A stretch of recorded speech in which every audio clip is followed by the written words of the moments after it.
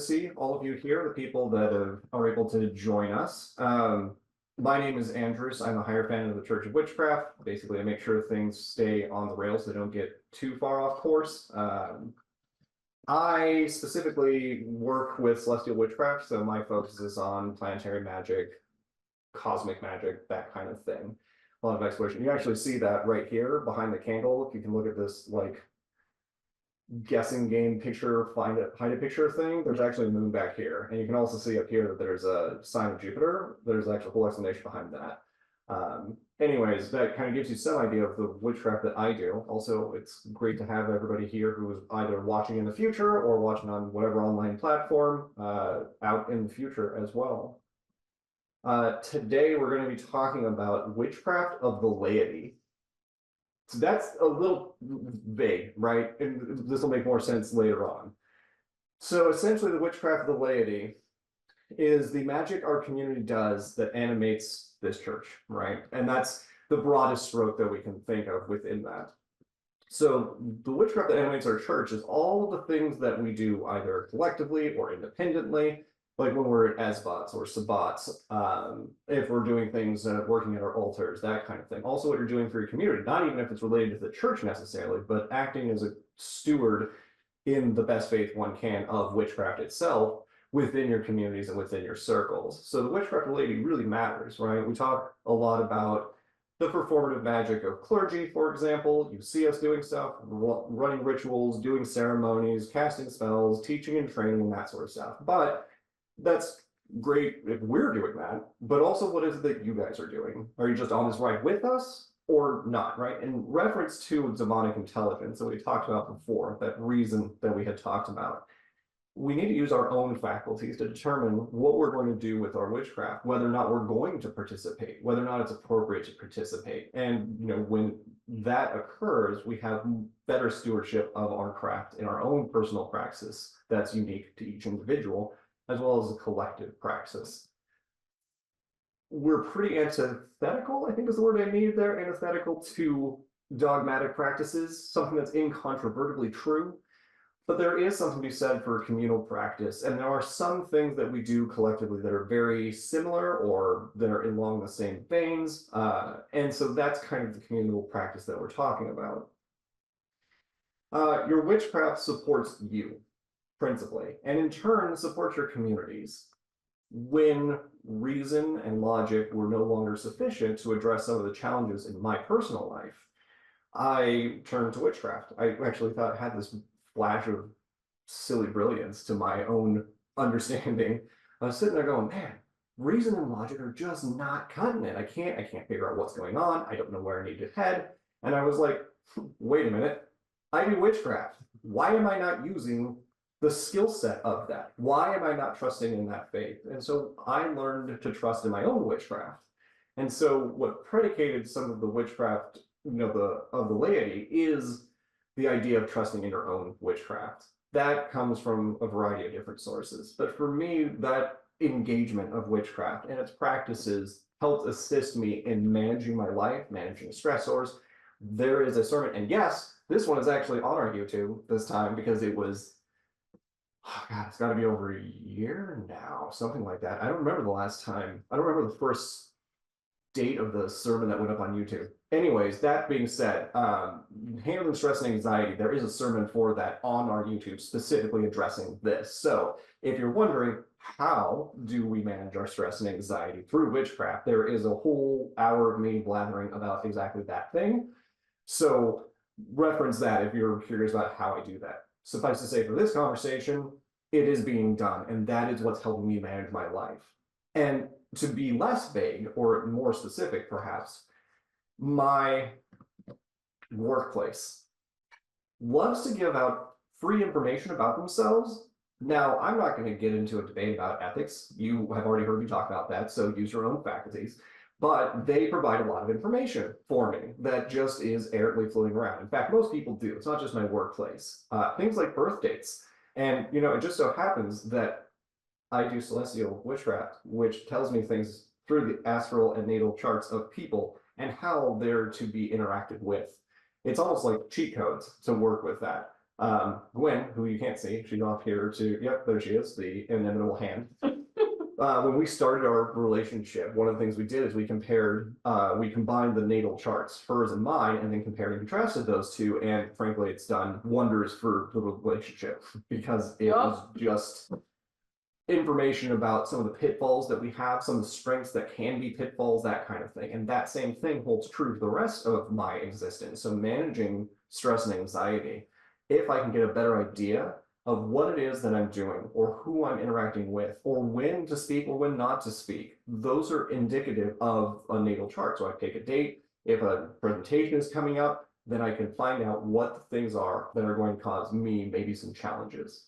In things that are non-celestial witchcraft, things that can be done is just guiding answers through tarot or pendulums or any other occult technologies. The more that you do the witchcraft, the more that you seek these things out, the greater the synchronicity that you have, the greater fluidity that one has within their witchcraft, and it becomes more accessible. It's a well-worn route, basically. There's a reason for ley lines, for example, or in Welshcraft, they talk about the snake ways, which are the energetic ways that they travel to influence change, right? This kind of lends itself to some Norse paganism as well when you start looking at the warp and weft of the universe and the cosmos and how they understand fate and presence within that and how they're, I guess, interacting with that and maybe maneuvering it in a way that is more beneficial than not. And these lines are so made because they're things that are well traveled, things that are well used. And so just as a road is, we need to care for those roads. And that's the stewardship that I'm talking about, because we're all working with some magical force of some kind. I would argue that it has probably been traveled before you have gone around to doing it, right? We're not the first progenitors of witchcraft or magic or any of those things. We're rediscovering some of those things. We're finding some of those things. Some people wrote them down. Stories do exist for those. And you can find those well-worn roads. And those are the things that we're interacting with. And the more that you do that, the more simplified it gets to navigate that area of your life, right? Just like you memorize your route from work to home, or from a favorite location to your home. You just know how to get there. And sometimes you just blank out and you're just there at your house, or you're there at the favorite spot of yours. It's the same thing with your witchcraft. The more you do it, the more of those spells you cast, the more that you trust that, the easier that's going to get. I don't want you blanking out in your witchcraft. Like, please be attentive. Like, that's its own problem.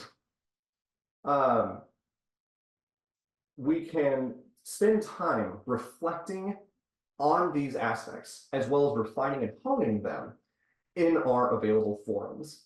So in the community forums we have, the Discord channel, Facebook, or things like this, the Chronicles, all of those are places that we can hone and refine our craft. And we do that through earnest, objective communication, as much as one is possible, and being aware of oneself. It references back to the demonic intelligence, knowing yourself, knowing things that might be challenges for you, or those spontaneous emotions that well up for you that are automatic responses, and wondering, where did that come from? And the where did that come from is essentially, we're talking kind of parapsychology at this point, or at least in that realm.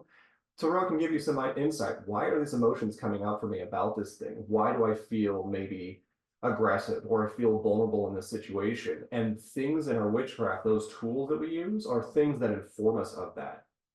Just as much as it can inform us, it can also inform the community that we're working with. Witches have knowledge. They're the wise ones, the knowers, right? And that means that we can, the same kind of reflection that we do with the occult technologies we have, the same thing can be done externally. Now, not everybody is really experienced in this, and results hit or miss because you're working with another person, and there's a whole bunch of things that go into that, whether or not they're being truthful, or if they're really being accurate, or if they're prepared for that knowledge. Even if they're all on board, it may not be time for them to know.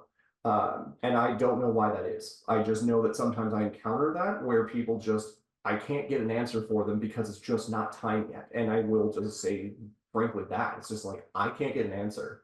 Here's some people you can talk to. Maybe they can figure that out. But from my perspective, I don't think it's there. And so that refining and reflection can be done. When you are experiencing these things, you're doing spellcraft, we don't even know what it is or how you did it necessarily, but some of the outcomes, the intention, the outcome, and those things you can share on the Discord, right? The sun, moon, and star categories specifically on our Discord server are for that specific thing. So sun is more of that active, additive magic, if you will. The moon is more of the subtractive magic. And then your star is the support stuff that we can all do. So group healing spells or group fertility spells or whatever that might be. And coordinate within those, use those tools to your advantage. That's why they're there. And so those are those forms that we can interact in. But it's necessary that we are self-aware and accept critique both externally and internally for how and when we use those. Because it's really easy just to get super toxic and things just go off the rails. Whenever that happens for me, I tend to disengage, reflect, and then come back to the specific thing, whether with it, if it's within whatever setting it happens to be, whether it's group or individual. So in doing this refining reflection, trust that you know what you're talking about. There's a lot of imposter syndrome, present company included, present speaker included, that there is some of that concern. I remember a time 2 decades ago that very specifically it popped up for me that I felt very inferior within a group of other practicing witches. I felt like there was a lot of gatekeeping happening. There was a lot of lack of my own knowledge. They were talking about stuff that I had no idea about, that I hadn't even begun to read or even conceptualize. And I was just nowhere near not even like in the realm of the conversation. I was just sitting there just dumbfounded, just going, well, guess I'm not a practicing witch, because what am I doing here, right? These people have had decades of experience working together. And so it really was a challenging moment for me. And that was some of my reflection. And so I chose to rectify those things. I started to cast spells, do the divination, trust in those things. Think back to the times that I had done tarot and knew that those messages had come through and those experiences, and remembering, yeah, you actually have the ability to do these things. And there are confirmations of those things. I'd like to be able to point to them, which is why we have the field guide that we recommend people have, just writing down what spells you have, not with any necessary purpose. A grimoire, a collection of your witchcraft, can certainly be that, but for me, I like to have a place where I can just freeform write stuff. I'll date it and then just write about whatever magical practice I'm working on. Whatever is tried and tested within that environment is then put into my grimoire. To be fair, I've not updated my grimoire in a hot minute. A lot of this has just been on the fly kind of stuff. I have some hangups about that internally as well that I'm processing. Know that the results of your spells are going to manifest. They will happen. They may not necessarily happen in the way that you expect them to happen, and they're probably not going to happen in the time frame that you expect them to happen, right? I'm not going to say something and then just magically it appears. If that were the case, none of us would be here and we'd all be rich, right? And that's the thing, is that it's one of the favorite anti-witch, I guess, arguments, people who are atheist or are opposed to witchcraft. And I'm like, okay, well, I practice witchcraft. I can do spells and I can manifest things. They're like, well, if you can manifest, why are you still here? Why can't you get all this money? Can't you just do that? And it's like, for me, that's not what witchcraft is about. My results are reliant on my own personal experiences. And there's something to be said for the mysteries. And I think the mysteries really is just the code word, honestly, a covert way of talking about magic, because magic can come with its own set of baggage, just like any language term can be, right? If you say murderer, for example, you have some things that come up about that. Probably not all positive, I would hazard a guess.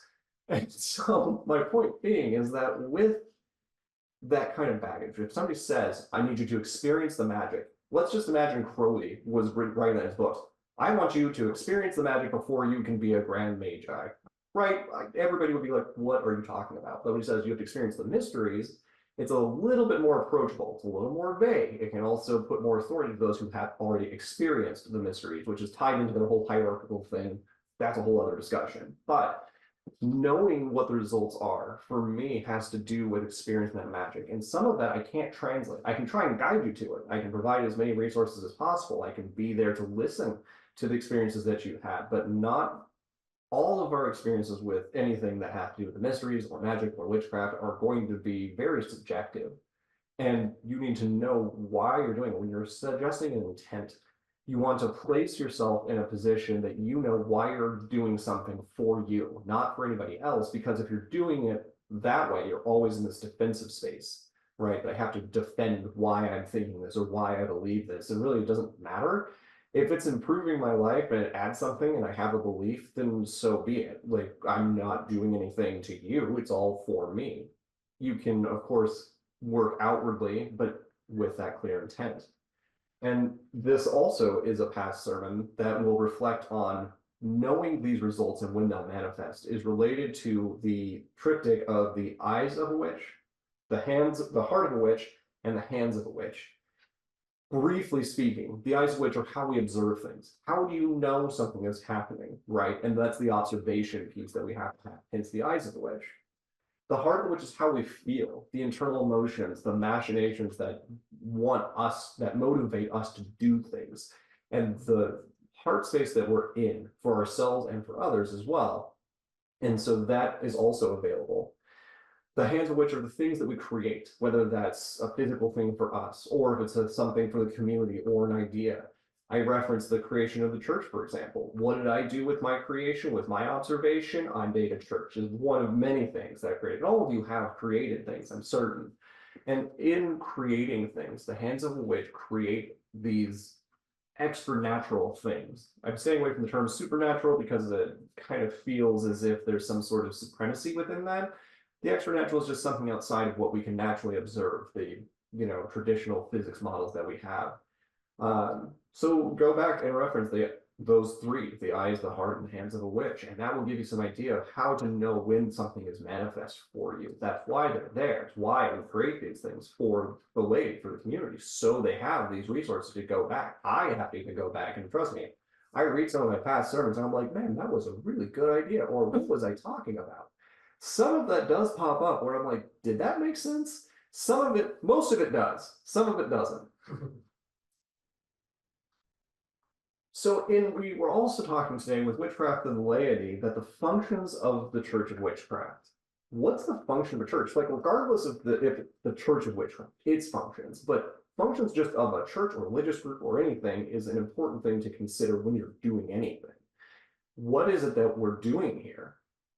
We are essentially developing witches, and that means that we are doing that with education in an impartial way that is objective and also deals with that demonic intelligence, that reason, and mastering that. Like I was just mentioning with the emotions and things that come up for us in discussions or debates or whatever that might be, and why we reacted in a certain way or didn't react.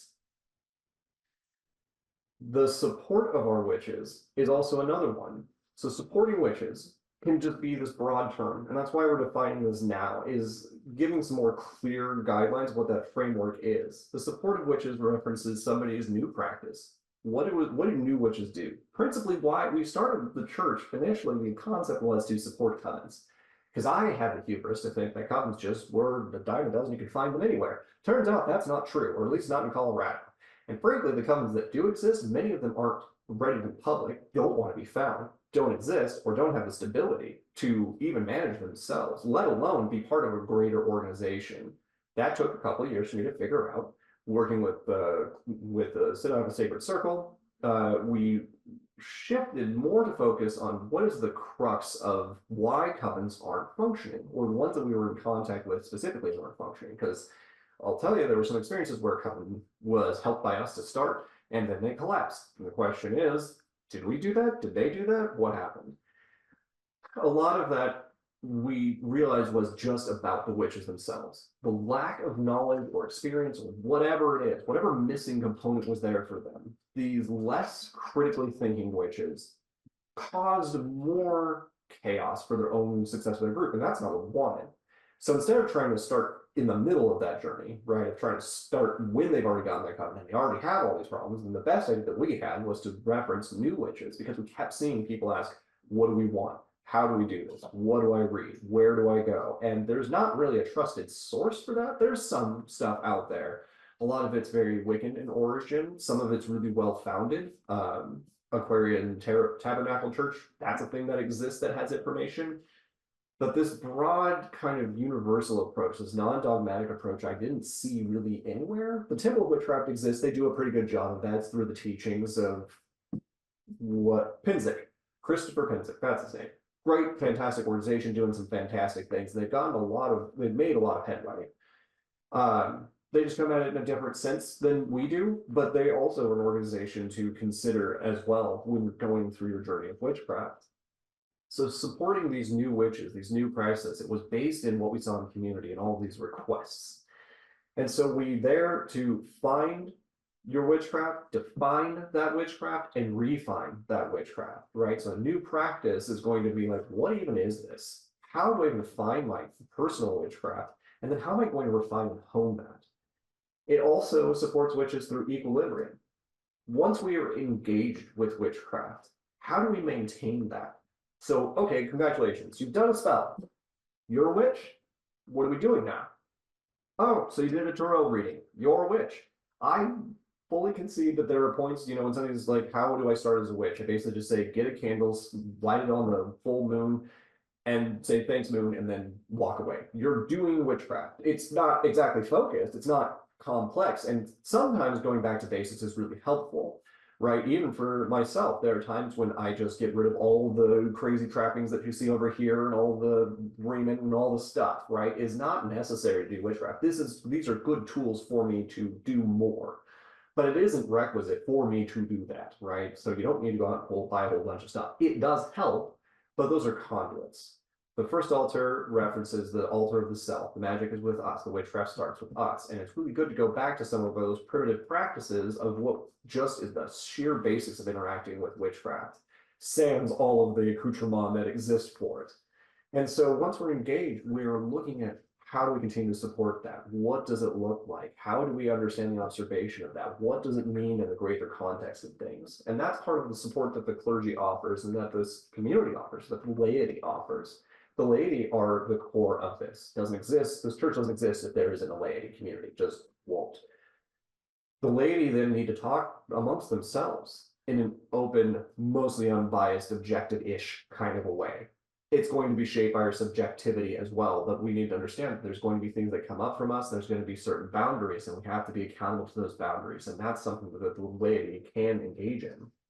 And this is part of the other part of supporting witches, is that we can do this through community. And that's why this church in large part exists. It bolsters this objective and collaborative community for the interpersonal and the personal. And so the magic that we're doing, the things that we're crafting are those interpersonal relationships, wordcraft, if you will, the art of the magic of using words as magic amongst everybody and how they interact and communicate. Our mission has been the same since it started, the church has started, that we are revitalizing witchcraft under a flexible common practice.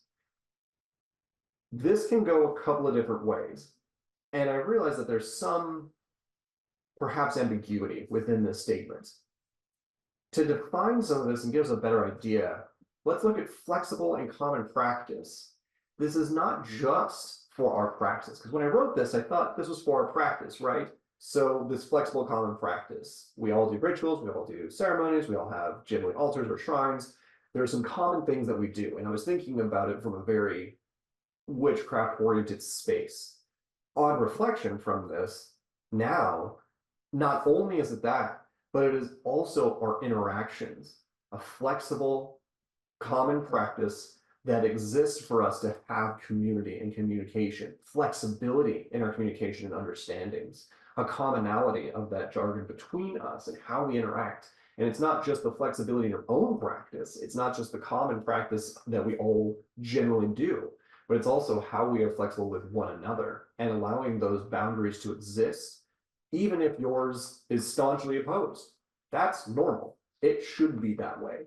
There are just things that we aren't all going to agree on. And if we can't somehow bridge that, then we're going to have a lot of other subsequent issues. That's what we lead to gatekeeping. That's what we lead to power struggles and that kind of thing, instead of being flexible in our communication, flexible in our understandings, and coming to some sort of common ground amongst that. Live and let live is a great terminology for that. We can exist in separate dimensional modalities.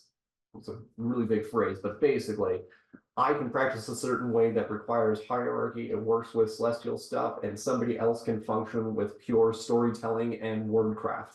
And those two things can exist simultaneously. I am not required to engage in their type of witchcraft, and vice versa. They don't have to either. But some flexibility and accepting that that magic does exist in different formats. And celestial witchcraft is not the only witchcraft. I know, shocker, there are so many varieties of witchcraft that exist, and each one of them has their own merits and their own approaches. It's when we become dogmatic in our own practices individually, where we say, this is incontrovertibly true. My practice is the one true practice. My way is the only way that you can experience the mysteries or magic. That is where we need the flexibility. And if you can't understand it, just ask a question, right? I have to ask questions all the time. And that's because I don't know everything. And I have never purported to say that, we know everything. We are one way, not the way. And it's because we don't know how you're going to practice. It could be by geographic location, regional, family, tribe, individual. Any number of those could result in some witchcraft practice. I'm not going to know how they practice, but I can say that if I'm flexible in understanding and hearing them, that I can find the roads that they use. And the onus is on both parties. There's a bidirectionality to communication. So that revitalizing witchcraft under a flexible common practice is not just in the practice of witchcraft, but also the practice of the political community, the community that we all engage with. So how are we going to accomplish any of these high, lofty ideals that we have? We need to provide a supportive and collaborative community, and that is rooted in the practices of witchcraft.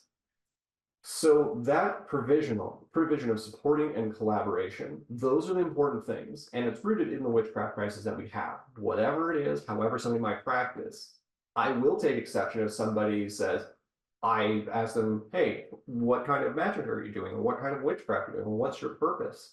And they're like, well, I don't know, I just do witchcraft. That's kind of an insufficient reason. And if you haven't thought about it, you might want to be curious about why you're doing witchcraft in the first place, or why you would claim that title.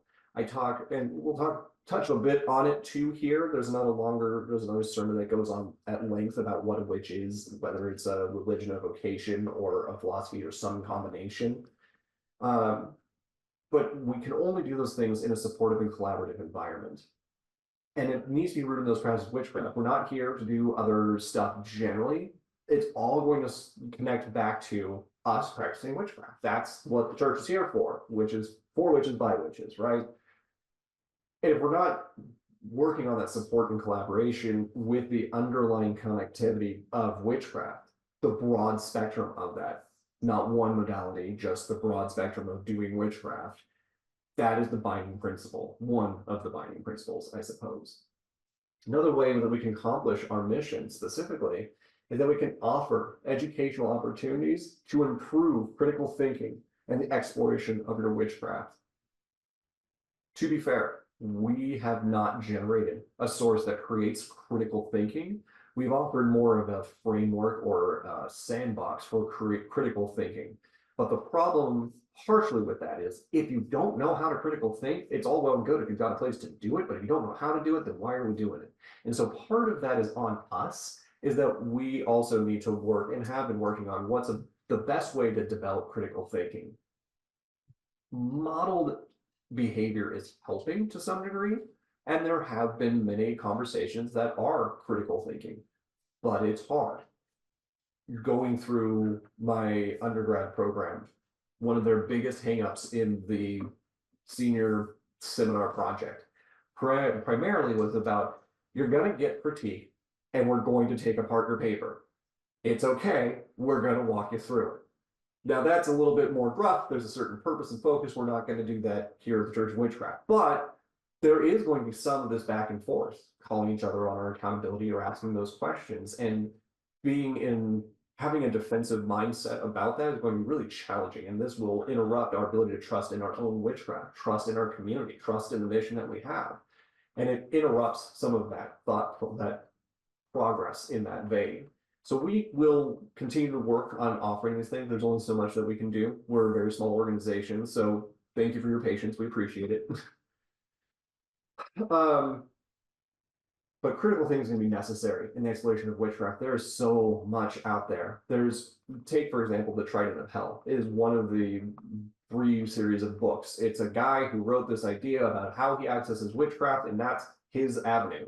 Now, if you just happen to, it would be very unlikely because they're rare-ish to get a hold of, but if you were to randomly get a hold of these as a new witch and hold those as incontrovertibly true, and you didn't critically assess why he's saying the things he's saying, and you just took that as lock, stock, and barrel, that's witchcraft, well, we got some problems, right? We don't want you swallowing these pills that somebody's feeding you without you having to think about it. And that goes the same doubly for us. You're part of an organization, one that the nature of the things that are being done, the witchcraft that's being done, is already starting from behind the ball, because that's already lends itself really well to really unhealthy paradigms within that, within control, within hierarchy, within those kinds of things.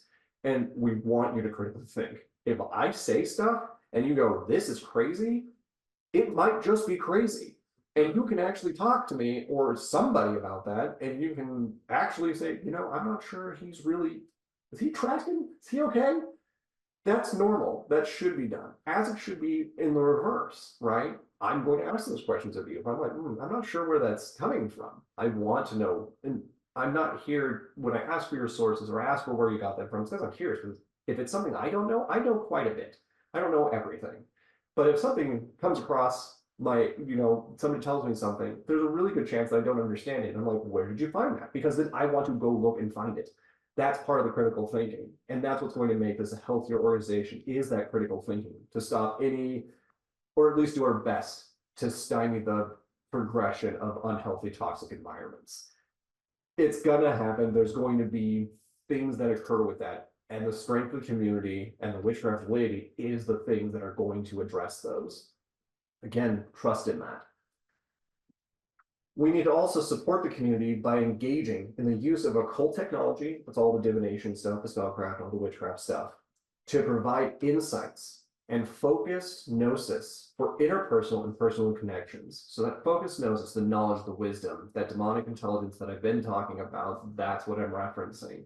We're using the occult technology we have to get a better read, literally, on what it is we're doing and why we want this knowledge. I have been bringing this up a lot, mostly because of my own experience, but, you know, when you see in the Christian church and their fear of the Lucifer, the devil, the light bringer is just a metaphor for knowledge. And so we're using the tools to gain knowledge. This makes us way more dangerous, because now we have, and that's also for you too. It's not just you dangerous for the community, it's dangerous to yourself, because now you know more. I live in a very consistent state.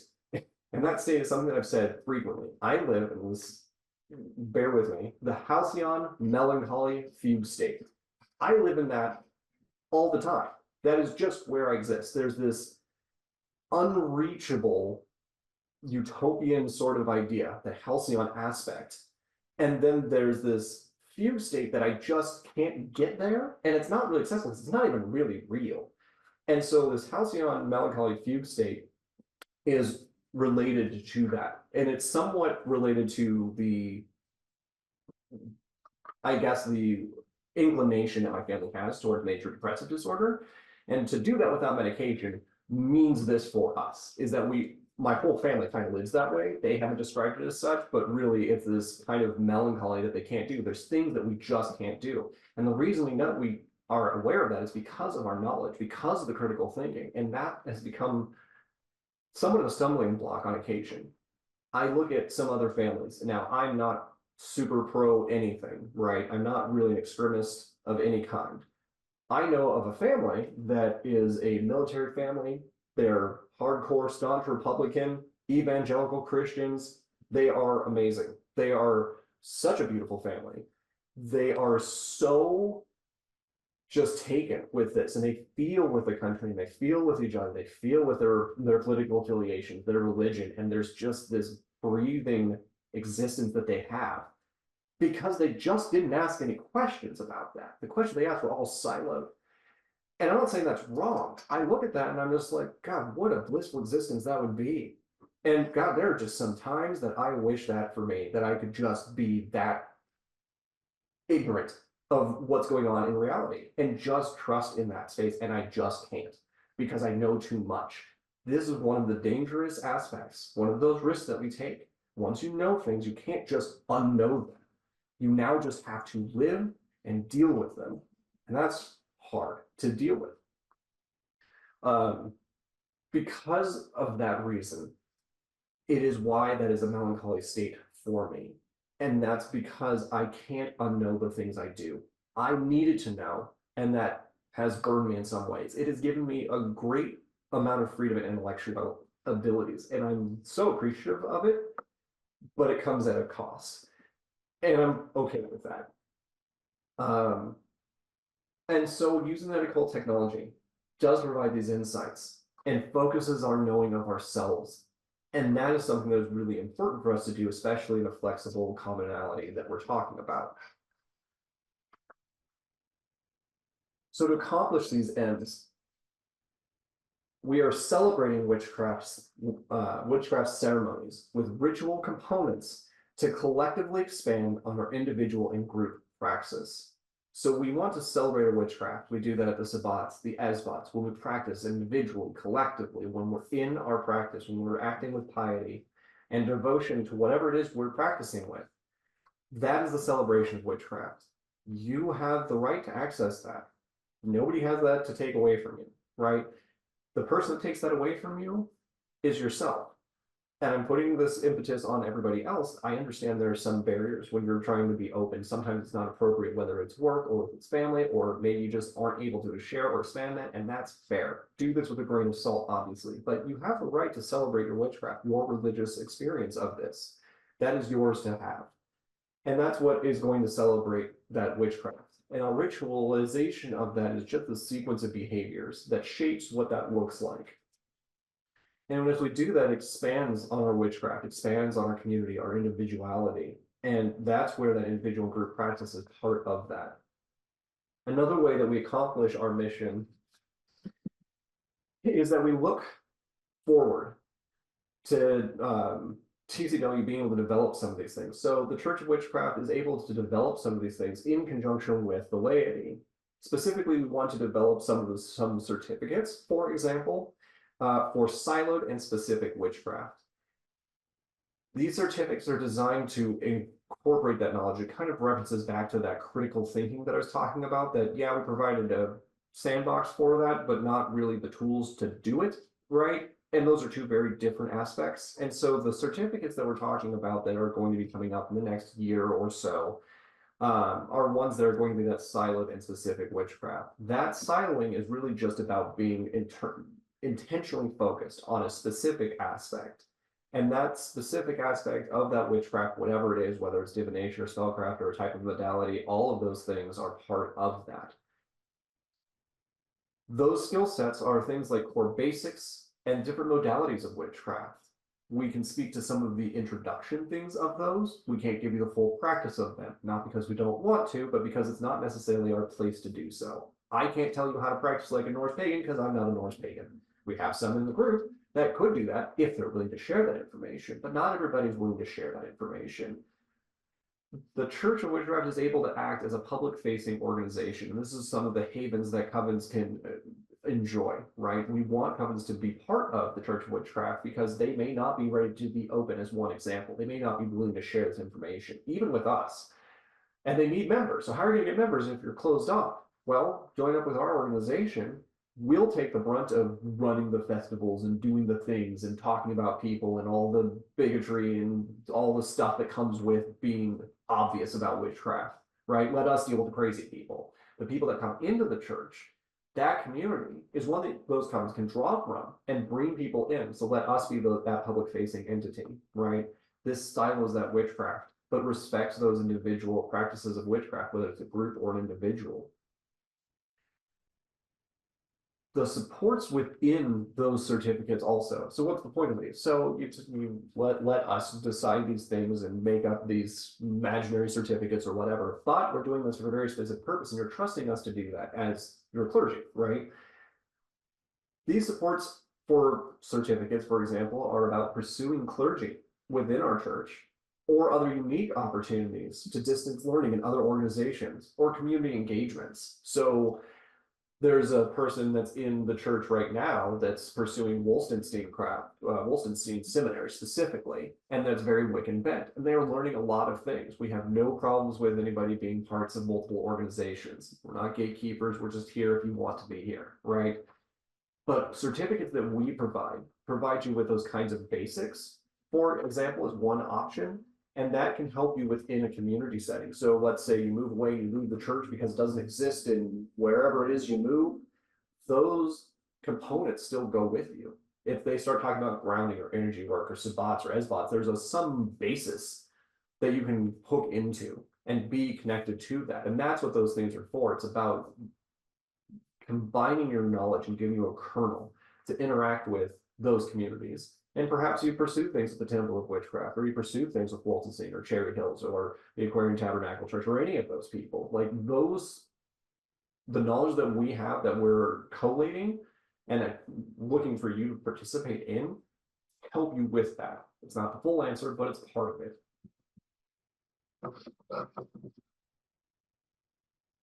That's why it's been happening a lot more recently. Way to go, me. Sounds like you do this every month. Right? It's part of that critical thinking, the assessment of what I'm doing. Of all those things that are said, the witchcraft of the laity, the organizations that people are a part of, the way that we have a flexible common practice, the way we interact, the forms that we have, the trusting part of your own witchcraft, trusting in other people's witchcraft. What then is a witch? Right? Here's this big broad term, and oh my gosh, I will tell you, it is really complicated, and I'm not going to be able to do it in the time allotted here.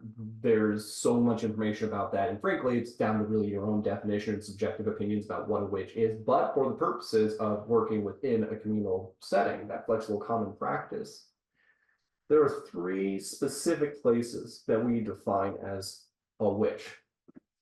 Witches connect to and partner with liminal states, whatever that liminal state might be. Might be infernal, could be celestial, could be fairies. I don't know. Go for it, right? Those are the liminal states I'm talking about, the in-between things, right? We draw power from that. And the reason that that exists, or the reason I make that statement about liminal states, is that witches, historically speaking, and across multiple different tribes and global experience and history, what you'll see is that witches are on the outside of society. They are on the edges of society. And what then is the edge of anything, right? I've been thinking a lot about the wording of inside versus outside, the wording of up or down, and how we describe things. So why is heaven up instead of down? Why is down intrinsically bad, right? There's a whole big reason as to why that is, and we're not going to get super sidetracked here, but if witches, since the witches existed on the edges of society, the edge of a tribe is the edge of the world, basically. It is between the ordered and the chaotic. That's where the witches were. Historically and contemporarily, that's where they exist. That's why we draw our power from liminal states, because we always have been historically on that borderline. Not really part of the group, not really out of the group, but somewhere in that weird between space. And that's a really difficult space to be in, especially alone. I commend any witch who can just hack this thing alone. But honestly, where rubber hits the road on this instance is when I take my information and I make it public facing. That is a very potentially stupid, but also I would call brave aspect, just like any of you would do, because now people can disagree with me. Now somebody can call me on whatever I'm saying. They can go, "You're insane," or "That doesn't make sense." And they have the right to do so. And I have to take the step to make, the burden is on me to either accept that feedback or not. But I can make up anything in a vacuum. That's easy. It's much harder to stand in that truth, trusting in my witchcraft, and make the statements that I do, and be okay when I'm wrong or misguided. That's a very challenging space to be in, but witches derive that power from that liminal state. Second thing that defines a witch for us is that they increase their personal efficacy and potency from those liminal states. Since we're there already, we might as well make the best of it. That's the resource we have. Then let's use it. It's kind of along the same lines as sleight of hand with a magician, right? I can redirect your attention to somewhere else to accomplish another goal, right? If I'm on the edge of society, well, that's where all of the best herbs grow. guess what? I'm going to hang out there and use what I have in that instance to help heal the community or the tribe or whatever that's not willing to be on that edge because it's dangerous. Because let's face it, you put a bunch of people on the edge of a tribe or the edge of a village, wolves happen and they will eat you.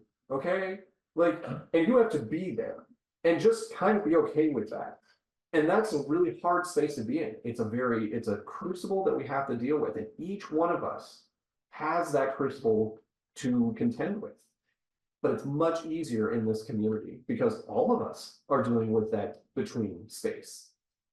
The third thing to find witches for the Church of Witchcraft is that they manifest internally and externally with intent.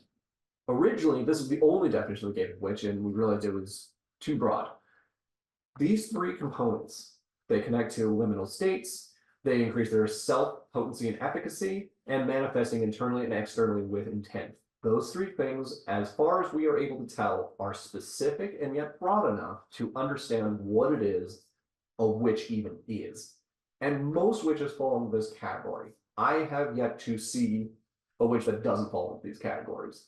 And I continuously refine and reflect on these three specific things. Does this metric make sense? This is that critical thinking. Mastery of the demonic intelligence is me reasoning about these things. And honestly, you should be too. Take these definitions that we give, we provide, and just tear it apart. Tell us why this doesn't make sense, or tell us why it does make sense. Both help, right? But it's difficult to be in that conversation sometimes. And so take it with some grace for each of us as we try and explore these difficult things that are very intrinsic and very sacred to each of us individually, because that's a really vulnerable space. And we can get really protective about those spaces, myself included.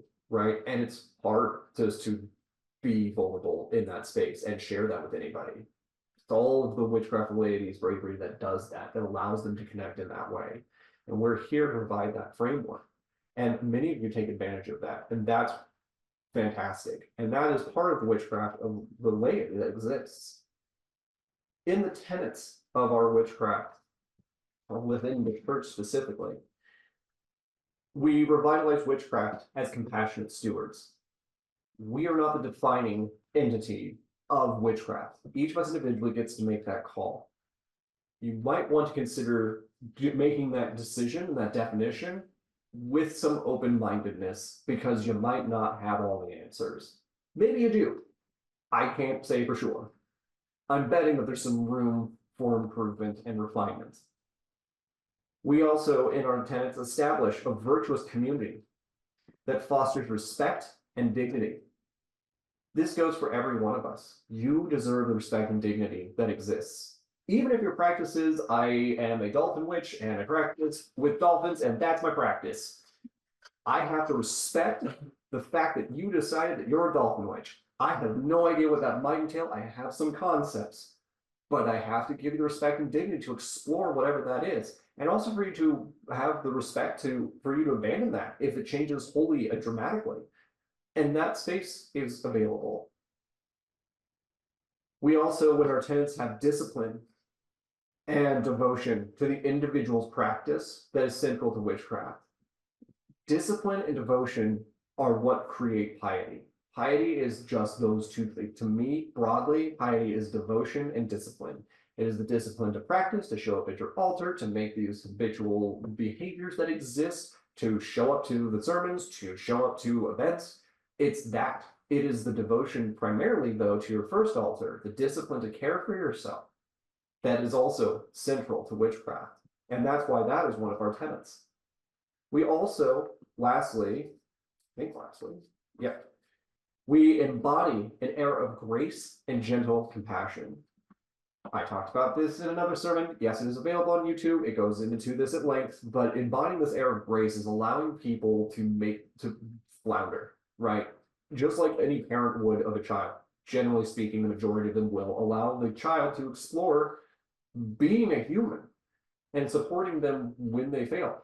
And I found this interesting about toddlers that are starting to learn how to walk, that there's a very big difference when parents say, oh no, when they fall versus celebrating that failure. And their response to that is very different. There's a boldness that comes from that, the acceptance of learning and growth that happens. And similarly, just within our community, within our church, that is something we can allow people to do. Let them do what they're going to do. Respect their autonomy. Let them make these crazy leaps and stuff that they want to. Maybe guide them and say that might not be the greatest way, or hey, you know, I tried that, didn't really work out for me. What's your thought about how that's going to go, right? How are you going to address this? What are your ideas about that? We're not here to define that for you. We're here for that in person and all witches in our church really to have that exploration and have that freedom of practice, not just of an actual defined practice, but more specifically about that aspect of allowing us the freedom to practice and fail, or practice and explore those boundaries and limitations, because that's how we get through them. Germany also has playgrounds, for example. And you'll watch, I've watched videos of this, the kids just go way, way up to the top of this thing. And they just get stuck. And they're terrified. And no one does anything. And you know what happens? The kid figures it out and comes down. Sometimes another child happens to help them. The parents just stand by though. And most people go, that's insane. Why wouldn't you just go help your kid who's screaming and crying at the top of this thing? Yeah, you could. But how are they ever going to learn how to manage and negotiate that space? How are they going to ask the community for help, the other kids that are around them that are going, I am stuck. And they're like, it's like, listen, I've been up here, you can get down, it's not a problem, follow me, right? Or hey, I'll be down here and I'll help scoot you down, right? We don't learn that if we keep just lawn mowing everything down and making it smooth sailing for everybody. Witchcraft is going to be tricky. You're on that liminal edge of the village, as it were, and that comes with wolves and bears and other things that you don't really want to deal with. But it's what we're doing. It's the respect of that. And the witchcraft laity are the brave ones that are doing that. The ones that take that first foray into deciding to practice witchcraft and be embodying of being a witch. And that's really challenging. And what a great and respectful thing that they're doing.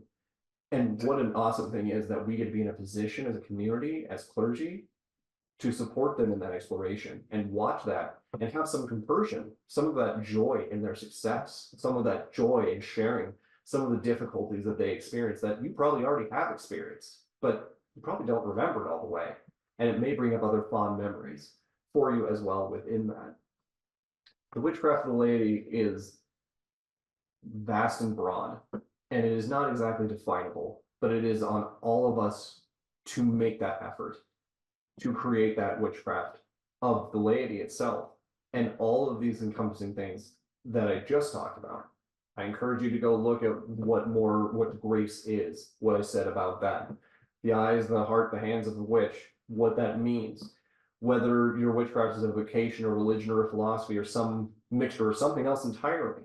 Start asking those questions, critically think about those things, and we'll do our due diligence on the clergy side as well and start thinking of ways that we can help also support lessons towards critical thinking and establishing and helping refine and hone that as a central premise for us to explore this under flexible common practice. So I appreciate all of you being here. For those who are in Denver or thereabouts, they're doing SBOTs tomorrow for the full moon. Beltane was fantastic. Deacon Levy did a great job with all of the preparations for that. Litha is going to be the next big one that's coming up. That'll be in Denver with the gardens, the Denver Botanic Gardens. That's going to be a great time to do that every year. And maybe we'll see some of you there. Other than that, if anybody has any questions, we'll stay on for a little bit and stop the recording now. And thanks again for being here.